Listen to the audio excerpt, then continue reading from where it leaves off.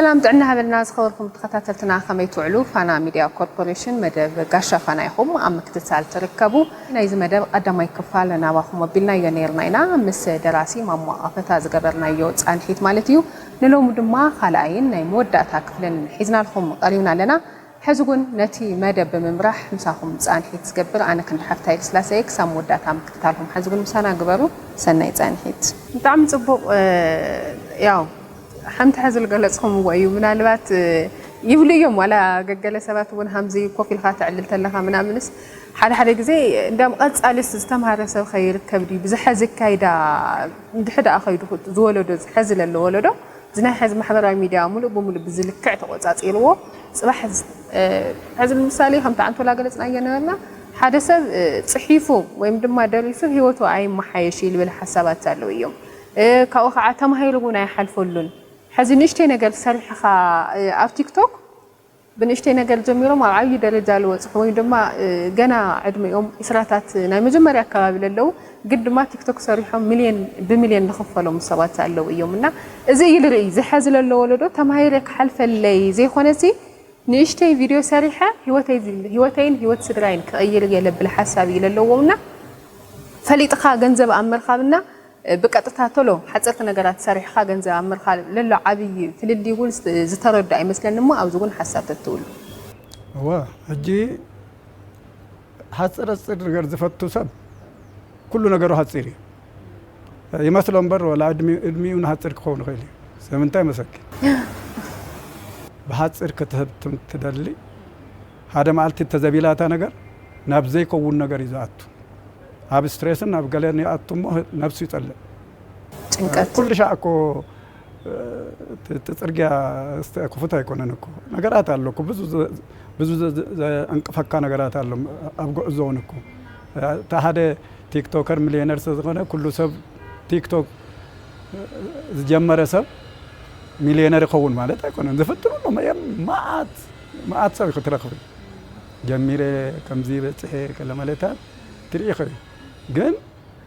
ኩሉ ያሰልጦኒ ስለዚህ እቲ ትውልዲ ሐቅን መዝራብ ሄጂ እዚ ሶፍት ላይፍ ዝባል በሐጽር መህብታም ሐጽር መገዲ ወላ ከምቲ ዝበልክዮ አብ ንባቡን ሐጽር ነገር መፍታው እቲ ዩኒቨርሲቲ ኮሌጅ እኮ በሐጽር ዝኸውን ነገር የለን አብ ሞባይል ካገር ካሎሚ ብዙ ነገር ከተነበብ ተኸለኻት ቴክኖሎጂ አሪፍ ኮምፒውተር እንተልዩካ ገለመለታትን በር አውሪድካ ከተንበቦ መኻል ገለመለታ ናግድን መጻፍት ከተደልይ ይብልካ እንበር አንቢብካ ምርዳ ግን ናግድን ስለዚህ በሐጽር ዝኸውን ነገር የለም ኩሉ ነገር ሐጽር አይኮንም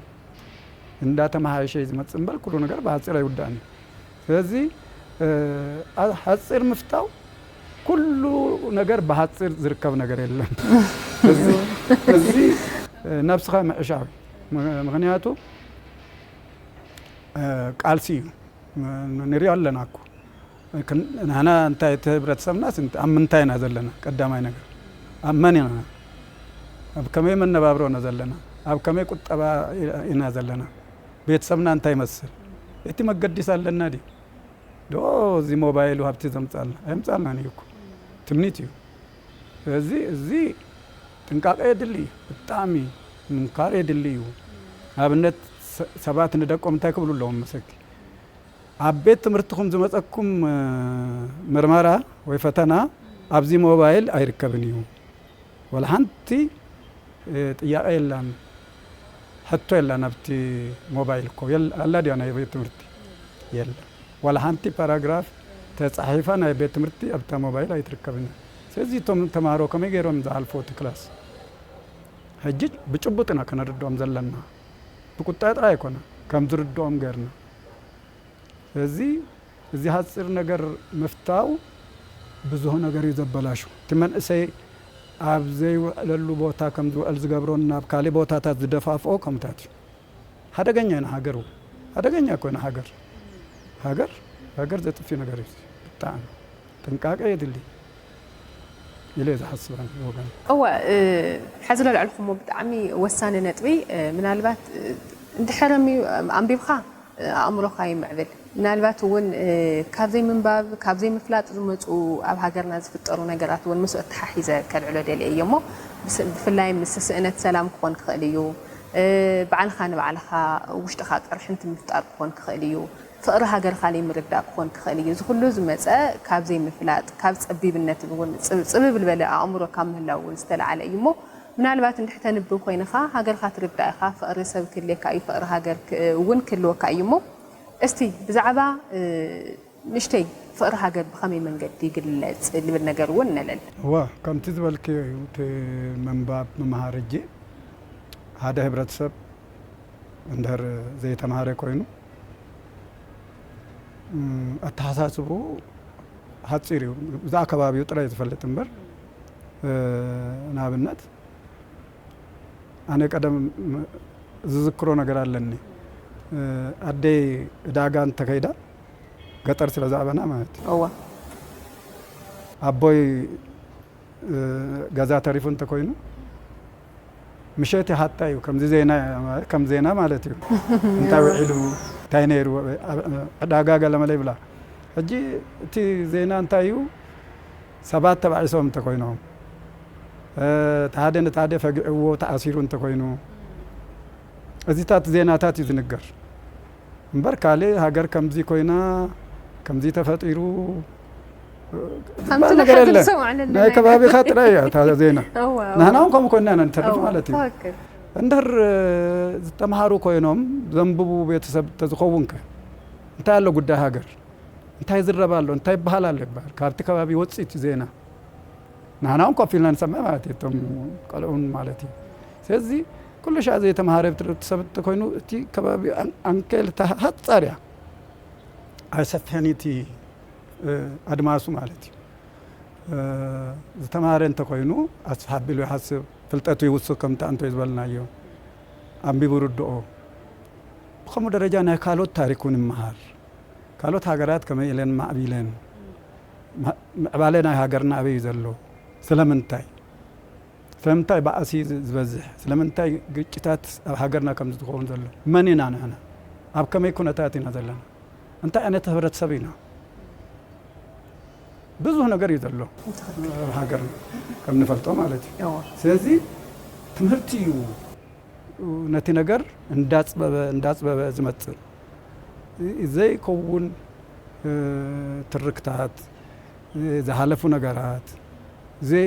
ዘይት በሓፂሩ ዘይትበፅሖ ነገር ሰልካ ሃሳባትካ ምፅኻ ተብሎ ነገር ብትምህርትን ብፍልጠትን ጥራይካ ተጥፍኦ ንሱ ትምቅራባቱን ብትምህርትን ብፍልጠትን እዩ ዝመፅእ ስለዚ ሕጂ ፍቅሪ ሃገር ንብሎ ንሱ ዝተኣሳሰር እዩ ንሃገርካ ከተፍቅራ ሃገርካ ክትፈልጣ ኣለካ ቀዳምነት ካልእ ነገር እዚ ፍቅሪ ሃገር ዝበሃል ንኣይ ማለት እዩ እንታይ እዩ ሃገር እቲ ቀንዲ ነገር እታህቶ ሃገር እንታይ እዩ ሃገር ህዝቢ እዩ ሰብ እዩ ሕጂ ኢትዮጵያን ክንብል ከለና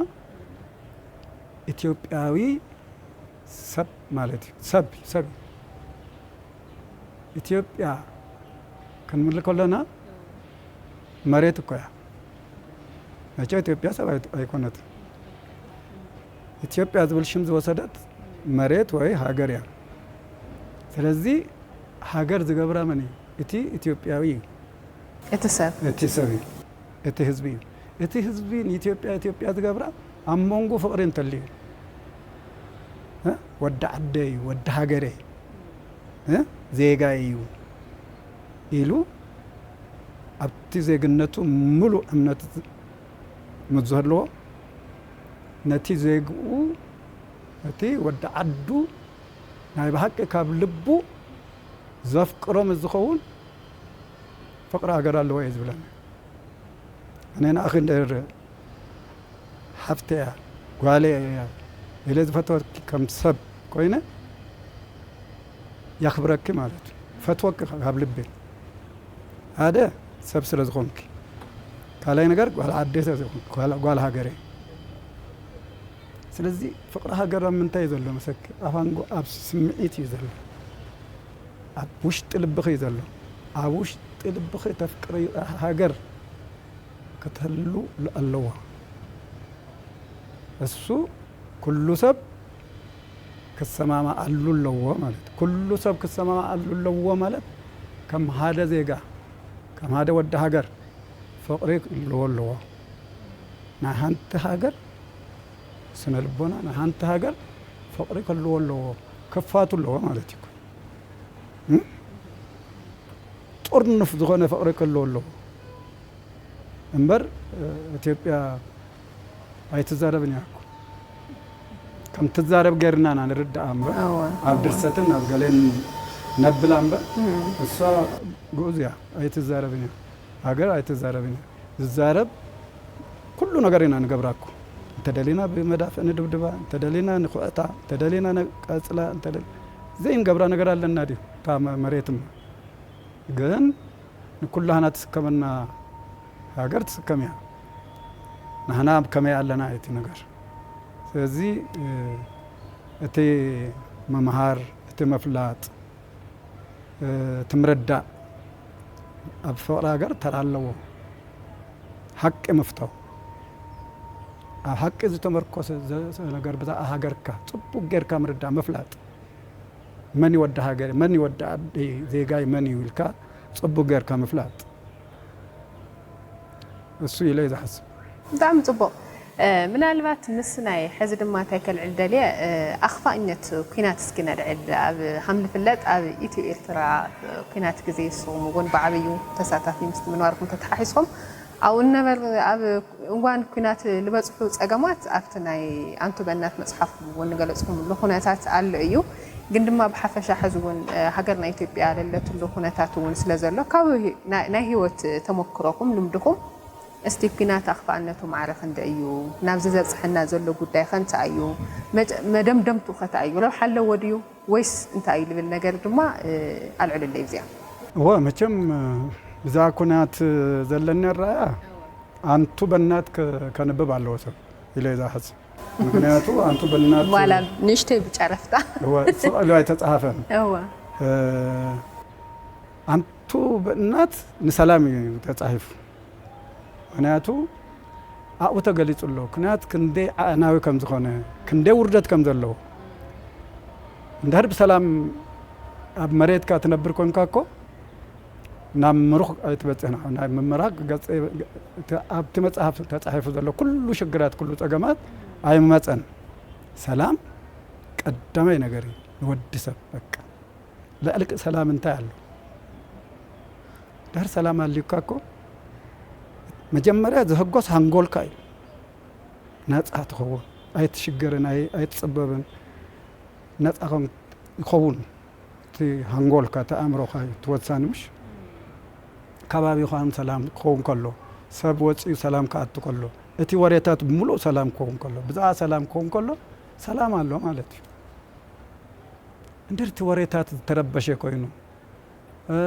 ኣብ ከምዚ ቦታ ከምዚ ኮይኑ ከምዚ ተፈፅሙ ትሪኦ ትሰምዖ ነገር እንተልዩ ሰላም የብልካን ማለት እዩ ወላ ኣብ ኩናት ኣይትከድ ኣብ ውሽጢ ሃገርካ እንድሕር ኩናት ሃልዩ ሰላም የብልናን ኣብ ሃንጎልና ምስ ኩናት ንነብር ኣለና ማለት እዩ ሎሚ ኣብ ዶንኪ ቲዩብ ትሪኣ ኣለኻ ሓደ ግዜ ሸይቱ ካቶም ከሎ ፃውንቲ ብዛዕባ ኩናት ብዛዕባ ጦርነት ኢሎም ዛረቡ እዮም ካልኦት ክንደይ ኣብ ውሽጦም ተኣታትዩ ከም ዘሎ ብጣዕሚ ዘሕዝነኒ ኣነ ካብኦም በፂሑ ኣሎ ወሪዱ ኣሎ ማለት እቲ ነገር ይሳቀዩ ኣለዉ ብጣዕሚ ዝገርመኒ ሕጂ ብወገኔ ሃምቢሰሉ እቲ ኩናት ስጋብ ዝኣኽለኒ ኩሉ ሪኤሉ ያኔ እታ ኣብ ሂወት ዝተሓተት ሂወት ትበሃል በፂሐላይ ኩናት ተወጊዕላይ ቆሲለላይ ደሜ ኩሉ ነገር ኣስተማቕረ ማለት እዩ እቲ ኩናት ክንደይ ኣሕዋቴ ስኢነ ጎኔ ክንደይ ንፈትዎም ብፆትና ስኢና ኣለና ካብ ኩሉ ወገን ሰብ ክመውት ክህሰ ክጉዳእ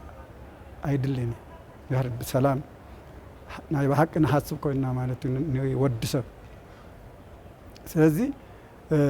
እጂ ንሰማዖ ዘለና ንሪኦ ዘለና እንታይ ሞ ካብ ኩናት እንታይ ንረክብ ተዋጋ ዘለዎ ነገር ሰላም ጥራይ እርቂ ስለዚ ኣብዛ እንታይ ክብል ዝደሊ ነፍሲ ወከፍ ሰብ ነፍሲ ወከፍ ውድብ ይኹን ብጉጅለ በሊ ዝኾነ ነገር ማለት ዝኾነ ሓይሊ ብነፍሲ ወከፍ ምስ ነፍሱ ቀረቅ ኣሎ እዩ ዝብለኒ ኣነ እንድሕር ሰላም ክገብር ከሆነ መጀመርያ ምስ ነፍሲ ክካታ ኣለኒ ምስ ነፍሲ ክዘራረብ ኣለኒ ዳሃርከ ምስ ነፍሲ ክቀረቅ ኣለኒ ማለት እዩ ካብኡከ ምስ ጎረቤት ምስ ከባቢ ምስ ሰብ ምስ ዝተፈላለየ ሰባት ሰላም እንዳፈጠርኩ ክኸይድ ምክንያቱ ካብ ውሽጢ ተበግሱ ኣሎ ሰላም ከስፍን እርቂ ከፈጥር ምስ ነፍሲ ተዓርቅ ኣለኹ ማለት እዩ ምስ ነፍሱ ዘይተዓረቀ ሰብ ፍጹም ብዛዕባ ሰላም ክሓስብ ኣይኽእልን ኢለ ዝሓስብ ሰላም ውሽጥና እዩ ዘሎ ሰላም ምሳና እዩ ዘሎ ስለዚ ነፍሲ ወከፍ ሰብ ምስ ነፍሱ ክሟገት ኣለዎ እንታይ ይገብር ኣለኹ ኢሉ ነፍሱ ክሓትት ኣለዎ ኣበይ እየ ዘለኹ ናበይ ዝኸይድ ዘለኹ እንታይ ረብሓ ኣለዎ ዝኸደሉ ዘለኹ እንታይ ከሲበ ዝመፅእ ካብዚ ንሃገረ ንህዝበ ንህብረተሰበ ይኸ ናይ ብሓቂ ዋጋ ዘለዎ ነገር ድየ ዝምፅእ ኢሉ ክሓስብ ኣለዎ እዩ ዝብል ዋግኡ ዝለዓለ እዩ ሰላም ብዘይ ሰላም ዝኸውን ነገር የለ ንሕና ድኻታት ኢና እንታይ ኣለና ዲና ምንም የብልና ገና በልዕና ይፀገብና ብዛዕባ መግብና ነፍስና ዝኸኣልና ኣይኮንና ስለዚ ምዕባለ ገና ኢና ገና ኣብ ከምዚ ኩነታት ከለና ብኩናት ከተእጀብ ኩናት ክትክበብ ብዛዕባ ኩናት ክትዛረብ ክንደይ ዝዝረበሉ ነገራት ከሎ ኣድላይ ኢለ ሓስብ እሞ ከዓ ካብ ብንእሽቱ ኣብ ኩናት ኣትዩ ብኩናት ዳርጋ ልሞት ሸይቡ ዝመፀ ዓብይ ሰብ ኮይኑ መፅኡ ኣዲኡ ዝገገየቶ ሰብ ማለት ዳር 18 ኣዲኡ ረኺቡ ኣዲኡ ዘይፈለጠቶ ሰብ ማለት እያ ከምዚ ቆንጆ ዝኾነ ሓሳብ ኢኹም ኣልዒልኹም ምናልባት ኣብ መወዳእታ ምዚ ተታሒዙ ሓንቲ ነጥብ ከልዕላ ልደሊ ምስ ምናልባት ጎንፂል ክፍጠር ካብ ዝገብሩ ነገራት እቲ ሓደ ኩሉ ነገር ናየ እዩ ብላዕልና ኢልኻና ምሕሳብ ነገራት ኣለዉ እዮም ናተይ ቋንቋ ናተይ ባህሊ ናተይ መንነት ጥራሕ ይከበረለይ ናይ ካልኦት ሰባት ግን እንድሕር ዘይተከብር ኮይንካ ኣብ መንጎኻ ቅርሒ እንትክፍጠር ያው ግድን እዩ ክኾን ማለት እዩ ስለዚ ናይ ካልኦት መንነት ናይ ካልኦት ባህሊ ናይ ካልኦት ቋንቋ ንሕና ብኸመይ መንገዲ ክንቕበሎ ኣለና ናትና መንነት ልክኽበር ናይ ካልኦት መንነት ምኽባር ኣገዳሲ ስለ ዝኾነ ማለት እዩ እሞ ኣብዚኣ ከዓ ናይ ካልኦት መንነት ብኸመይ መንገዲ ምቕባል የድሊ ዝብል ነገር ኣብ መወዳእታ ከልዕላ እዚኣ እቲ ኣንቶይ ዝበልናዮ እዩ ኣብቲ ናይ ዜግነት ጉዳይ ኣንቶይ ተዛሪብና ነርና ኣነ ንኣኺ ከክብረክ ከለኹ ማለት እዩ ኣነ ንስኽእል ዝተፈላለየ ቋንቋታት ኣለና ኣብቲ ዝተወለድናሉ ኣነ ኦሮምኛ ትዛረብ ንስኺ ትግርኛ ትዛረብ ሓደ ኣምሓርኛ ሕጂ እንታይ መን ንበሃል ከም ዜግነት ኢትዮጵያውያን ናትኪ ቋንቋ ካብ ቋንቋ ዝበልፀሉ መገዲ ምንም የብሉ መፍትሕ ኣፍኪ እዩ ዝተወለድክሉ ካብ ቤተሰብኪ ዝወረስክዮ ዘምፃኽዮ ስለዝኾነ እምበር መሪፅካ የተወለድክ ናብ ትግርኛ መሪፅኪ ዲኺ ተወለድክ ኣነ መሪፀ የተወለድኩ ክለዓል ከለኹ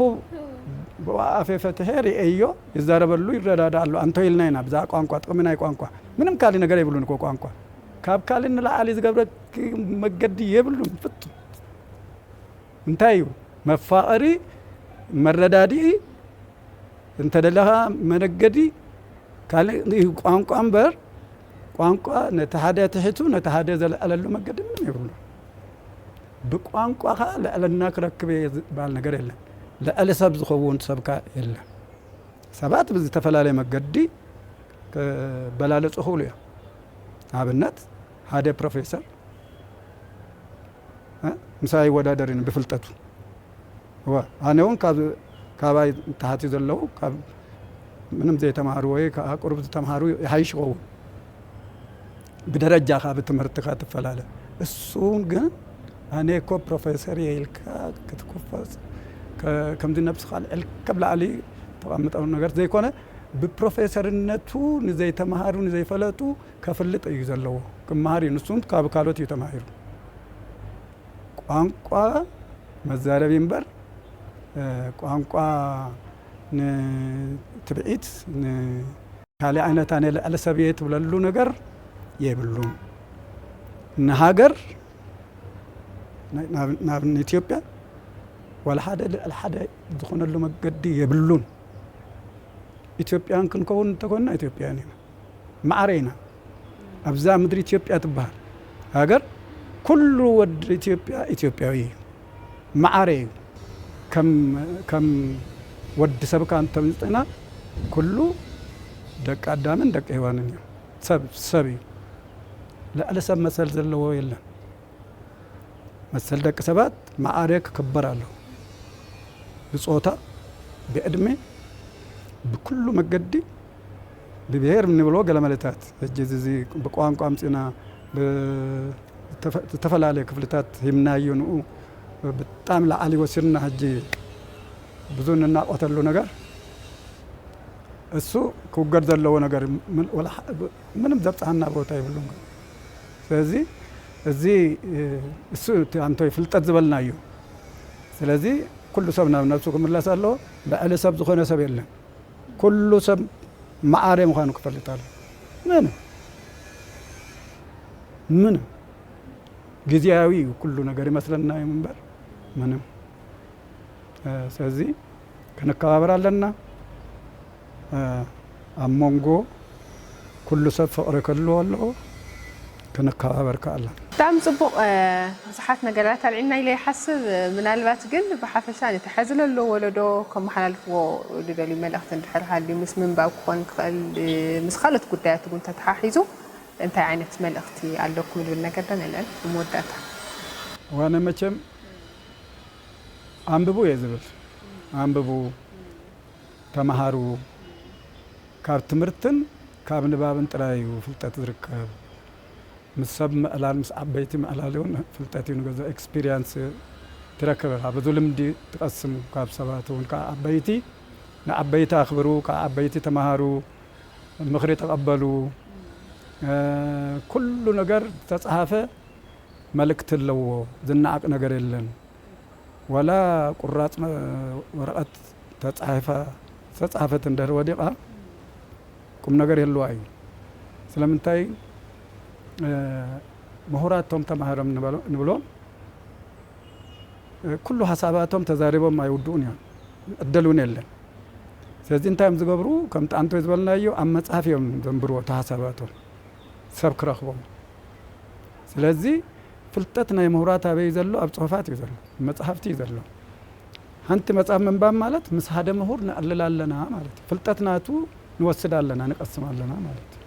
ስለዚ ዘንበበ ብዙ ነገር ይዝገብር أما أبالة هجر ترى له أما أبالة بيت سبو ترى له أما أبالة ناي نفسه ترى له أم أرك مفتر أم زتبأسو أما أرق زلا على ترى له مغنياته فلتت له وشته ندهر أم بيبو هنقوله سفيه بزو أتمامته الرأيو بالتعم سفيه عالم لخي الرأيو كبابي ترايكون هجرة ترايكون حزبتات عالم يفلت نسبة عالم يفتو نسبة يفتو فقريه بقى من باب يفعلت أكان مستفعل عليه هبرة تسابات سلزدي عم ببتخونو نباب آيات طلوع إيه قبلهم تدل بتعمي قنجل هنا أنحيت غيرنا درس مع مؤافتا كافتنا هيوت لمدخوم كافت مصحفكم بزحات نجارات بزحات ملأختات نتخطاتلتي عبزي عفانا ميديا كوربوريشن مصيخم حساهم كافيلهمنا خلاص جزيهم مصيهم نيلهم هذكم قنجل هنا أنحيت مهارايل هنا أنحيت نيرنا مو أنا خلاص عدمك أقولكم كله حزون بسناي ياو بتحواس تقبلهمني حسابي أو زمزيهم هم زعينت قنجل هنا أنحيت لكلنا فقرهم سلزخنا أزيل لمسكن خبرتي على لكل فوت بتعمي مسكن بتدقاقامي كمزي كم هاري لكم أبزي طويقهمني وشت إذا لو كم حلال في المقالة بتعمي أني الليبل مس دراسي مامو عفتاز قبلنا يزعن حيت كسب حزت كتاتلو زت أنا حكم مسلو نيرو خمس فلت دراسي مامو عفتا مالت قدم حزي أنتو بنات بزبل مصحفهم يا بتعمي عزيو تفتاونت زترفو دراسي يوم حزر ما في لاي بناي وعلوم من يوتيوب شانل مذكر التبل بزعبا سلام قدات التنتف حداش شانل حيزهم من قريبهم ولو مالتيو كلكم ان اتهم دما بزعبا سلام تاينت سلام تايو لبل نجال كتمهارلو بزقات امزين دمالتيو سلتخاتاتهم دما ازين انا نمسكن برخمالتي